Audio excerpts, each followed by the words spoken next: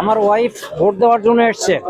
হ্যাঁ হ্যাঁ, ভোট দেওয়ার জন্য এসছে। আমরা প্রথম রিক্সার থেকে স্লিপ নিয়েছি, নেওয়ার পরে পরবর্তীতে ওইখানে যাওয়ার পরে ওখান থেকে বলছে যে না, এটা নাম্বার ঠিক না। পরবর্তীতে আমরা ওই যে ববি হাজ্জাদের এখান থেকে অর্থাৎ ধানের শীষ থেকে স্লিপ নিয়েছি। এইটা এই যে সেই স্লিপটা, এটা যাওয়ার পরেও পরে উপর থেকে 3 তলা থেকে বলতেছে যে ভোট দেওয়া হয়ে গেছে, 37 নম্বর ভোট দেওয়া হয়ে গেছে। প্রশ্ন হলো 37 নম্বর ভোট দেওয়া হবে কিভাবে, কে দেবে? আর সেটা তো অবশ্যই তদন্ত হওয়ার দরকার, মানে তার ছবি দেখার দরকার। কিন্তু এখন ভোট দিতে পারছি না আমরা, বিষয়টা ব্যবস্থা গ্রহণ করার দরকার। মানে আপনি এটা নিয়ে গেছেন, তারপরে আর ভোট দিতে দেয় নাই। আর এই স্লিপটা কি আপনি আইডি কার্ড থেকে তারপর আপনাকে দেওয়া হয়েছিল?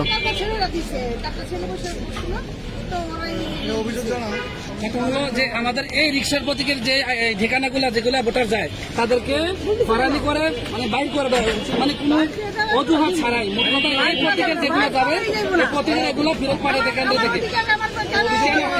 আইডি কার্ড থেকে তো এটা আপনার লিস্টে বাইর করা হয়েছে, যেহেতু আইডি কার্ড থেকে লিস্টে বাইর করে সেটা হওয়ার কথা না, তাহলে কেন মানুষকে এগুলো করে এই মহিলাদেরকে কেন হয়রানি করা হয়?